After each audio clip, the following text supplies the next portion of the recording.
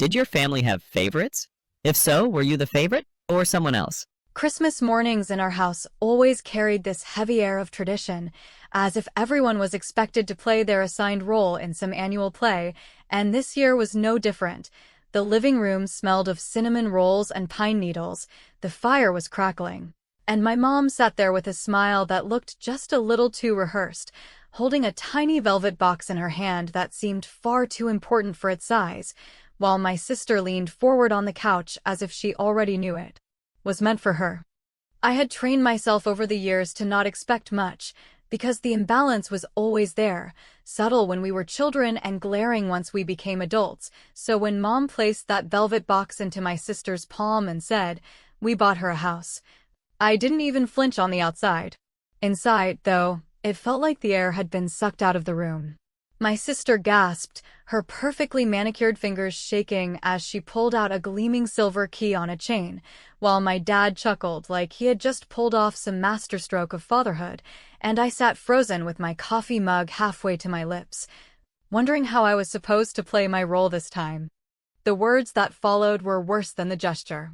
Mom looked at me, her face warm and soft, but her eyes carrying that same edge I had learned to decode years ago, and she said, "And don't worry, sweetheart, you'll get yours one day." The phrase rolled off her tongue like it was meant to reassure me, but it landed like a verdict, a promise without a timeline, an IOU written on air. It was the kind of phrase that gave them an escape hatch, a way to pacify me without giving me anything of substance. My sister leaned into Mom's shoulder, giggling through grateful tears, while I forced the corners of my mouth upward, praying they would interpret the expression as joy instead of the tight, sour control it really was. The thing about moments like that is they don't just sting on their own, they pull every other memory of being second choice right into the present like a tidal wave. I thought about high school, when she got a brand new car for her 16th birthday while I was handed the keys to a beat-up station wagon with a broken heater. I thought about college, when her tuition was wired without hesitation, while I was told that taking out loans would build character. I thought about holidays past, when her gifts were jewelry and vacations, while mine were practical, things like pots and pans, as if my only role in life was to be functional. Sitting there now, I realized how every single one of those moments had been preparing me for the scene, this unveiling of the ultimate gift to her and the empty words to me. I nodded along as my sister squealed about how she couldn't believe it, about how generous they were, about how she would finally have a place that was hers. Her voice filled the room, high-pitched and glowing, while my father beamed like he had just won Father of the Year, and my mother dabbed the corner of her eye with a napkin, overcome with her own benevolence. I laughed when it was expected, clapped when she held up the key, and made sure not a drop of the storm inside me showed on my face. It wasn't anger alone, it was something sharper, more deliberate, the quiet realization that I had finally reached the point where swallowing it down would no longer be my role in the family play. I glanced at the tree, lights twinkling, ornaments reflecting little bursts of gold and red, and then at the small stack of gifts still waiting to be opened. My package for Dad was there, unassuming, flat, wrapped in the same green paper I had used since college, because I always bought it on clearance, and I suddenly felt a strange calm wash over me. They thought this morning would end the same as always, my sister glowing, my parents basking in their own generosity, me smiling politely until I could retreat to the quiet of my own space. But they didn't know. Not this time. Because I had brought something different. My sister was still holding the key up to the light like it was a diamond when Mom finally turned back to me, her voice laced with that patronizing tone that sounded sweet to outsiders, but cut sharp when you were the one living under it. "Now don't be jealous," she said softly. "Your time will come." I swallowed hard, let the silence hang a little longer than polite, and then simply nodded. If they noticed the delay, they didn't comment. Dad reached for another present, his hand brushing against the envelope I had tucked under the tree, and I watched his fingers pause there. He looked at me with a faint smile, probably expecting socks or some tool set, something practical to match the role they had carved out for me. I held his gaze and let a small smile tug at the corner of my lips. He had no idea what he was about to unwrap. That morning, Surrounded by pine and wrapping paper and laughter that felt too staged to be real, I realized I didn't need a key or a promise of one day to claim my own kind of justice. I didn't need their approval, their scraps, or their pity. I just needed them to open that envelope. And as I sat there, waiting for him to pull it into his lap, waiting for the weight of that single sheet of paper to shift the balance of power in our family, I thought to myself, this year, Christmas is finally mine. I drove over in the gray quiet before sunrise with a tin of cinnamon rolls I had baked the night before and a face I had practiced in the bathroom mirror until it stopped twitching. And as the city still yawned through empty streets, I rehearsed the lines I always use with them, the light jokes, the self-deprecating grin, the way I smooth over awkward pauses so no one has to sit in them too long, while under those lines another script ran in steady, measured beats, the one I had been writing for months, with bank statements, emails, and the kind of patient research you do when you are finally done being the reasonable child who takes the high road and pays her own tolls. The first time I understood what favoritism looks like on paper rather than in the air you breathe was when I pulled my credit report after a human resources lunch and learn at work and saw a closed education account I had never touched. Then matched dates and balances against old emails until the truth blinked at me from the screen like a motion sensor light. Because there it was, a college fund that had been opened in my name when I was little, the kind of fund parents brag about to other parents at church potlucks, quietly drained during the years my sister toured campuses while I sat at the kitchen table filling out scholarship forms after closing shifts. And when I asked why the numbers did not align, Mom smiled that soft smile and told me the market had been unkind, while Dad added that I was resilient and would be grateful to them later for the character I was earning. As if character could be cashed at the bursar's office. I learned to keep my mouth shut and my browser tabs open, and it is amazing what a polite phone call can turn into when you have dates, names, and a tone that says you are not angry, you are thorough. So over time I collected things the way some people collect souvenir magnets, a transaction log from a brokerage rep who probably thought I was planning a surprise party, a copy of a durable power of attorney that had been convenient when I was recovering from wisdom teeth and suddenly very convenient when a dealership wanted someone to co-sign a glossy sedan for my sister, a tax transcript that confirmed a year when I was living on instant noodles and still somehow listed as a dependent because it kept their bracket pretty. And each document slid into a folder in my drive like a card into a quiet deck I kept shuffling until it formed a hand I could play without raising my voice. I know how this sounds, like I was crouched in a corner plotting while the world moved on, but the truth is less dramatic and much colder, because what I felt was not rage so much as clarity. The kind of clarity that shows up after too many small humiliations stack into a tower you can finally see from a distance, and once I had that clarity I started to make moves that were not loud, not cruel, just corrective. Like putting a freeze on my credit with the 3 bureaus so that no one could open anything in my name while claiming it was for my convenience, revoking the old power of attorney at the county recorder's office on my lunch break and leaving with a stamped copy that fit neatly into my purse, and drafting a letter that was not a threat but a mirror, enumerating dates and amounts and signatures in a voice that could have belonged to a paralegal who had slept well and eaten breakfast. I slid that letter into an envelope addressed to the correct place and paid for certified mail, not because I wanted to scare them, but because I wanted a quiet green card that would sit in a drawer and prove to me, if no one else, that I had stopped playing my assigned role. And when the postal clerk asked if I needed anything else, I almost laughed, because what I needed was not for sale at that counter. It was permission to tell the truth without apologizing for the tone, so I tucked the receipt into my wallet and walked back to work under a sky that looked like scraped steel and felt lighter than I had in years. By the time Christmas rolled in with its wreaths and casseroles and the particular brand of cheer my family wears, like matching pajamas, I had done what people always tell you to do when they want you to be quiet. I had documented, I had verified. I had used my inside voice, and I had also done one more thing that no one had asked for. Something small that would never make a holiday movie, but matters in the real world where mortgages and titles and liabilities move through systems with time, stamps and cues, because the day before, after I set the dough to rise and before I frosted the rolls, I filed a notice with the title company listed on the printed email my mother left open on her kitchen iPad the week she forgot she had invited me over for soup. A perfectly legal notice of interest attached to a perfectly ordinary question about the source of funds used for a gift of property, the kind of question compliance departments love because it lets them put red flags into neat folders and ask for clarifications that slow everything down until cloudy things clear. If that sounds petty, understand that it was not about wrecking a roof over anyone's head. It was about calling time on the easy story they tell about sacrifice and fairness, because if there was nothing to hide, there would be nothing to delay.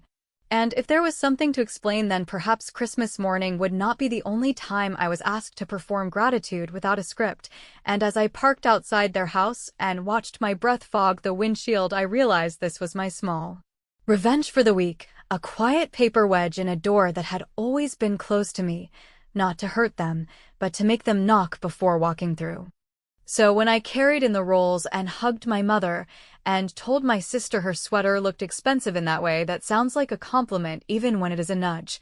I did it with the calm of someone who has already tipped the first domino and knows it does not need a shove to keep going, and I took my place by the tree and let the room fill with pine and chatter and the reedy music from the speaker, and I waited. Not for an explosion, but for the small mechanical click that happens when people who have always counted on your silence realize the counting has changed, and as my father reached for the pile of envelopes and selected mine because it was thin and therefore safe, I let myself breathe out slowly and savor the clean,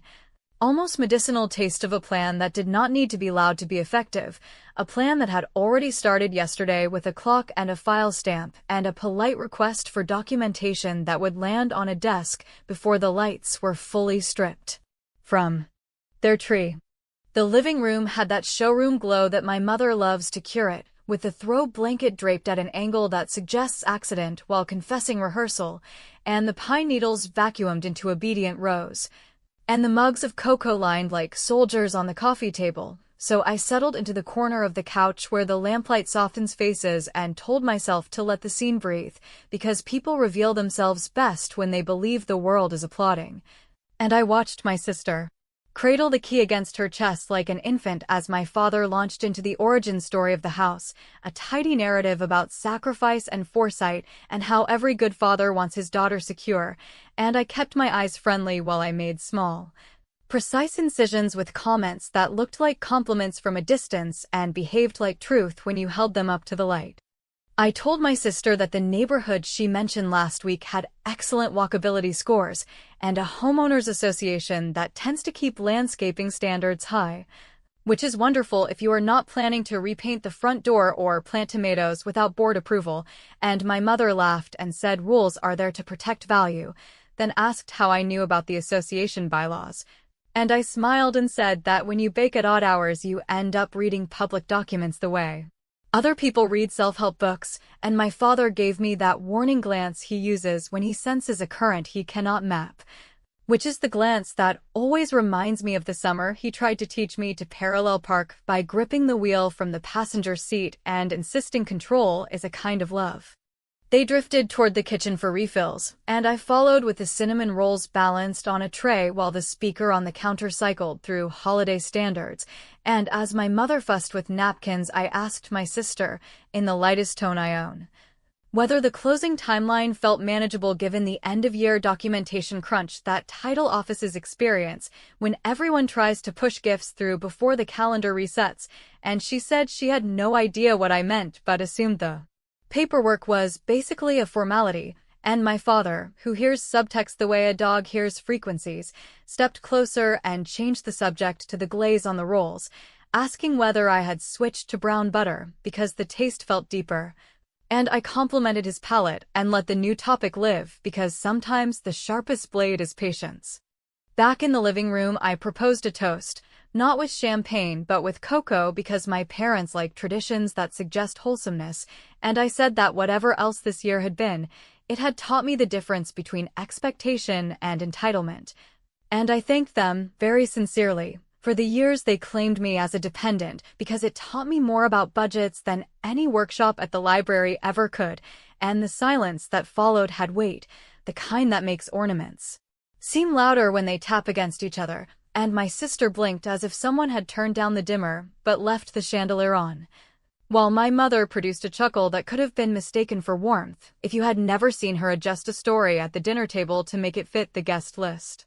I did not push. I let the toast dissolve into the fire's crackle and the rustling of paper as gifts migrated to laps, because a good setup requires space for the target to walk into it willingly. And I leaned forward and told my sister I had a small something for her too. Nothing like a house, obviously, just a practical trinket I thought she might need soon. And I handed her a tidy red envelope with a handwritten card, and inside, she found a neatly folded checklist titled Move-In Realities. A list I composed late last night with items like utility transfers, property tax estimates, and a gentle note about homeowners association compliance for exterior modifications, and at the bottom a line that read proof of gift funds acknowledgement. Please retain for your records, which she read aloud with a laugh before asking whether I had found the list on the internet, and I said I had tailored it, which is both true and the kind of answer that makes a person choose whether curiosity is worth the effort. My mother took the checklist for a closer look, the way she examines fabric tags at department stores, and I watched her pupils flick back and forth while my father pretended to be engrossed in a joke about the size of the dog's new chew toy. And my sister tucked the envelope into her tote as if it were a coupon she would forget, and then remember at precisely the wrong register, and I felt that small inward click that tells you the first beat of your revenge has landed, not as a blow, but as a reframe, a nudge that reroutes a parade without making the marching band drop a single cymbal. To keep the air bright, I pivoted to a story from work about a client who insisted that the calendar year ends when he says it ends, which got the laugh it deserved and gave my father permission to relax his shoulders, though not enough to stop his eyes from wandering toward the base of the tree where my envelope lay in its flat green jacket, and I waited until his gaze settled there twice in the space of one carol before I asked, as casually as I could, whether we were doing stockings before gifts this year, because I did not want to miss the timing on the roast, and I had promised to pick up bread for the neighbors, and he said we were doing gifts now because stockings are for children. And my mother nodded emphatically in a way that always reads like choreography, and my sister clapped her hands once like a kid at a matinee, and the room shifted into that hush that arrives when everyone knows the next moment will be filmed by memory. He reached for the stack, selected mine because it was thin and therefore safe, and settled back as the fire breathed, and I watched his thumb trace the edge of the flap as if paper could tell him its contents through texture alone. And although a part of me wanted to stand and stretch and clear a dish to disguise the tremor in my hands, I stayed exactly where I was and let the quiet stretch across the rug like a ribbon, because the best revenge is delivered in the voice of good manners, and I had spent months perfecting my tone, and when he slid a finger under the seal and lifted the fold and drew out the single sheet that asked to be read slowly, I finally let myself take a full breath and hold it. Because the moment the room had been rehearsing without understanding had arrived, and there is nothing like the silence before a first line hits a set of eyes that expected a sweater. He unfolded the sheet the way a person lifts the corner of a curtain in a room they suddenly suspect has a window into something inconvenient, and while the paper itself was thin and perfectly ordinary, the silence it brought into the room had weight. Because my father read with that managerial focus he reserves for contracts and warranties, and anything that might carry obligations disguised as pleasantries, his eyes tightening as if he could will the words to reorganize into a friendlier order. And for a long moment the only sound in the living room was the fire making that soft sigh a log releases right before it splits. My mother leaned forward with a smile that wanted to be casual and landed somewhere near brittle, asking in a voice tipped with sugar whether I had written a poem, because I always had such a way with words.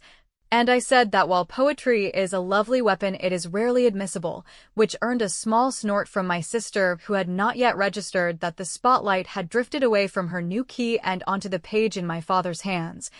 So I let the humor sit there like a throw pillow someone will later claim is not comfortable, and I watched his mouth flatten as he reached the middle of the page where the sentences grow very plain and use verbs that can be filed. He asked what exactly this was, and I told him, as gently as anyone on the side of a paper cut can, that it was nothing more than a courtesy notice, a single-page summary confirming changes to authorizations that should have been updated long ago. Combined with a tidy list of records I had requested from institutions that were, by long habit, too comfortable treating our family finances as a communal pot, and that the purpose of the notice was not to embarrass anyone but simply to make sure all parties were making decisions with the same facts, because the failure to share facts had a way of turning generosity into accounting errors and accounting errors into unfavorable conversations with people who wear badges and collect interest on regret. My sister finally asked, in the bright tone she uses when she wants the air to go light again, whether I was being dramatic, and whether this had anything to do with the checklist I had made her.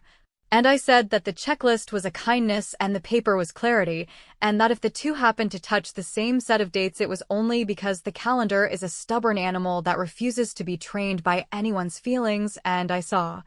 for the first time since the velvet box appeared, the faintest tremor at the edge of my mother's jaw, that tiny muscular flutter that reveals she is counting possible narratives like rosary beads and selecting the one that will play best in a kitchen full of cousins later.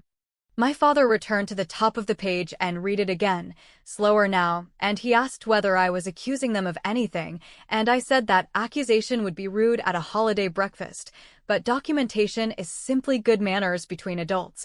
and that I had done the painfully boring work we always pretend someone else will do, which meant contacting the broker who had watched the college fund trickle into expenses that wore nicer names, and the county office that keeps straight who may sign what on whose behalf, and the credit bureaus that do not care about family stories, but care very much about signatures and dates, and he said I was making a mountain out of a hill. And I said sometimes you do not see the mountain because you are standing on its slope and calling that ground. There was a moment when the world tried to put the sugar back on top. My sister held up her key to catch the lights of the tree and chirped that none of this had to ruin a special day, that we were family and family share. And my mother nodded as if she had just declared a ceasefire that no one else was allowed to refuse, but before the room could close the lid on itself the speaker on the kitchen counter pinged with the polite chime of an email arriving. And my mother glanced at the screen and went very still, because even from the couch she could see the subject line from the title office with a phrase every planner hates, a phrase that says additional documentation requested, and the timing was so on the nose it would have embarrassed a novelist. I kept my face calm because victory that grins looks like spite, and I was not here for performance, only for correction, and I stood to collect a plate and set it in the sink, as if the routine choreography of dishes might excuse the sudden change in music. And when my mother followed me in with the iPad tilted away from the room, asking through a smile whether I knew anything about routine verifications, I answered that compliance is the friendly face of fairness, and that if the source of a gift sings, then its song should be recorded in the right key, and she murmured that this felt unnecessary, and I replied that unnecessary is a word people use when they have enjoyed an absence of friction and someone finally applies the brakes. Back in the living room, my father folded the paper with exaggerated care, the way a person puts away a map when they dislike the route it insists upon, and he asked in a voice that tried to sound joking what I had done. And I said that I had done nothing but remove my name from tools that were never meant to be borrowed, and ask 3 offices to confirm which dollars had been labeled whose, and let the rest take care of itself. Because the true miracle of paperwork is that it does not need an audience to work, and before he could assemble a retort the doorbell rang, a neat little chime that made the dog jump, and my sister laughed and said maybe the neighbors were bringing cookies, and I said perhaps. Though given the hour I suspected a courier doing holiday runs with envelopes that require signatures from adults who prefer to sign things when no one is watching. And somewhere under the layered smell of cinnamon and pine I caught the crisp scent of something much cleaner, the smell of futures arriving on letterhead. As my father rose to answer the door and my mother hovered between the couch and the kitchen and my sister pressed the key against her collarbone as if clutching it would anchor the narrative to the version she liked, I wiped my hands on a dish towel and told myself to stay very quiet, because the second beat of revenge is not the reveal itself, but the choice you refuse to make for other people, the choice to explain their consciences back to them. and as the latch turned and the winter air folded into the hallway, I felt my phone buzz in my pocket with the soft vibration of an update, not a message from a person, but from a system changing a status line from pending to paused, and I did not look, not yet. Because it is better theater to let the door open first. The courier was younger than me and wore a knit cap that had soaked up the thin mist of the morning, and when my father signed for the thick envelope with the carefully blank face of a man who believes he can talk any piece of paper into behaving, I felt the living room tilt by a degree that only people accustomed to imbalance can perceive, because the air changed from cinnamon and nostalgia to something like the first minute of a thunderstorm when you are not sure whether to marvel at the sky or move the car under a roof. And while he slit the envelope with a butter knife and unfolded pages that clung to one another the way polite lies do, I took the dog's water bowl to the kitchen and rinsed it slowly so I would not have to pretend I had not already guessed the general shape of what he would read. My mother drifted behind me with the iPad hugged to her chest like a hymnal and asked, lighter than air and heavier than stone,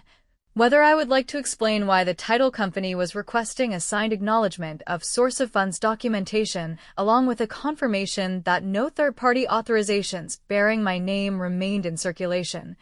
And I said that explanations are not a Christmas dish I can plate to everyone's taste, but that clarity, like salt, improves almost anything. And that the request was not an accusation, it was a flashlight, and if the beam happened to fall on the corner where my old power of attorney was still sleeping under a stack of tax returns and birthday cards, then perhaps it was time to tidy the corner rather than blame the bulb. By the time we returned to the living room, my father had arranged the documents into a neat fan across his knee, his jaw set in the courteous line he uses on school board members and obstinate salespeople, and he asked, in a tone that wanted to make this a simple misunderstanding, whether I had contacted an attorney, and I said that the only professional I had consulted was my own capacity to read, and that everything on the page was a breadcrumb trail anyone who cared to look could have followed, and that the most important sentence was the one that said processing paused pending verification, which was not a punishment, but a pause button you hit before the movie rolls into a scene it cannot pull back from. And my sister said this was ridiculous because families do not operate like corporations, and I quietly agreed while adding that lenders and county recorders most certainly do. I expected fury, but what arrived in my mother's eyes was something more dangerous to a family like ours, because it was recognition braided with calculation, the flicker of a mind assembling a new narrative that would walk through the next holiday without limping. And she started to say that the house could be postponed and that nothing was more important than peace, and she would have kept going if my phone had not given a small, dignified buzz in my pocket, the kind that says a status somewhere has moved from one word to another, so I glanced at the screen and saw a message that could have been trivial to anyone else and felt like a bell to me. Because it was a confirmation from the county recorder that a revocation had been indexed and a protective notice recorded, which meant that the part of my life they had treated like a drawer they could reach into without knocking had finally been latched with a simple, ordinary lock. I slid the phone away and sat beside the tree and allowed the quiet to stretch until even the dog's tapping nails had the gravity of punctuation. And then I said that I understood everyone was upset because the story they had practiced did not include a scene like this, and that I too wish we lived in a world where love and fairness moved money along like a river flowed on a summer afternoon. But we do not live on that river. We live in a county with clerks and numbers and rules that treat families like strangers for very good reasons, and that while I could not control whether they fumed or forgave, I could absolutely control whether my name and resources were used to build a narrative where I am always cast as the practical understudy. And that role had ended yesterday when the clock stamped the file and not a soul needed to clap. My sister tried to hand me the key, not to surrender it, but to show me its prettiest angle, and asked whether I could at least be happy for her because she had not asked for any of this. And I told her that happiness is not a trick coin you can flip to persuade gravity to work differently, that I wished her stability and the kind of independence you earn by learning how paper behaves, and that if the closing needed to wait, it might be the kind of wait that teaches a person to ask better questions the next time someone promises a door, and she told me I was cruel, which stung because there is always a seed of truth in the harsh words spoken by people who have never had to read the fine print. Yet I kept my voice even and said that cruelty is making a child perform gratitude for things she was already told she had, then billing her for the performance. My father folded my letter again, softer now, as if the paper might complain if creased too sharply, and said that whatever I thought I had solved I had only made harder, and that families forgive and move forward. And that he would call the office after the holidays and smooth it out, and I told him he could of course make any call he wished, and that I would be making mine as well. Not to escalate, but to ensure that every system that had spent years thinking I was an appendage now recognized that I was a body with its own spine, and there was a long space where we looked at each other the way people look across a road that has suddenly opened between them, and I loved him, and I did not trust him, and both of those truths were loud in my chest. I gathered plates and tucked ribbon into a bag and thanked my mother for the cocoa, and then I placed a small box in the center of the coffee table, not wrapped in glitter or hope, just plain, with my sister's name on a card, and told them it was something for later when the house of cards felt steadier, and inside there was nothing sharp or theatrical, only a neatly printed budget template, a list of county offices with friendly clerks, and the phone number of a counselor who specializes in family boundaries, which is either the sweetest olive branch I have ever offered or a final twist of the knife depending on who opens it, and I left without a grand speech because I had already said what mattered with the only language this family respects, which is paper. In the car, with the heater coughing and the radio playing a holiday song that sounded suddenly older than the season, I watched my breath cloud the windshield and wondered whether I had rescued myself or just rearranged the furniture in a room that will always tilt. And I thought about the single line on my letter that I had written and rewritten until it felt like a truth I could live with, that from this day forward, decisions bearing my name will be signed by me, and I did not know whether they would tell the story of today as the morning I ruined Christmas or the morning they were forced to look in the mirror and see the roles they had assigned, but as the sky lightened a shade that promised either rain or a clean hour between storms, I felt calm enough to accept that some answers would never be spoken in that house, and that sometimes the only revenge that satisfies is the quiet kind that leaves just enough unsaid for everyone to hear exactly what they need to hear in the silence.